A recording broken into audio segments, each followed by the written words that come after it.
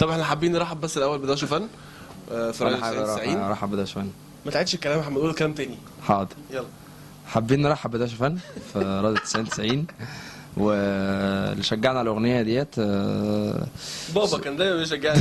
بابا كان دايما وانا صغير. يا ابني انا صعب يا ابني ليه؟ لا عايزين نشكر راديو 90 طبعا. ان هو ادانا فرصه، ورب نكون قد المسؤوليه اللي هو اداها لنا وشايلها لنا يا رب. والاغنيه تنزل كده وتعجب الناس. كلمات استاذ تامر حسين، الحان استاذ عمرو مصطفى، توزيع شريف بكاوي، اشراف عام محمد رفاعي.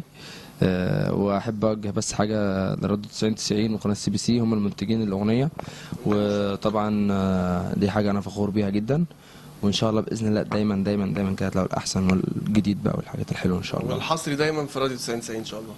حاجه ليكم مع بعض اكيد، ليه لا؟ ممكن يبقى تمثيل، ممكن تبقى اغنيه تانية. اتمنى لا احنا مش بنجهز لحاجه، مش هقول لك دلوقتي. والله مفيش حاجه، بنظبط الدنيا حاليا. انا بحضر الالبوم بتاعي وبحضر فيديو كليب، ومينا برضه نفس الكلام بيحضر فيديو كليب جديد. وانا عاوز اقول بدالك في ايه؟ خلاص مش بحضر عشان بحضر فيديو كليب وعمل اغنيه من الالحان الملحن الجميل حبيبي اسمه محمد رحيم، استاذنا، وان شاء الله هتنزل قريب بتاعت مينا برضه. انا برضه شغال، وان شاء الله الاغاني هتنزل قريبا يعني سون قريبا.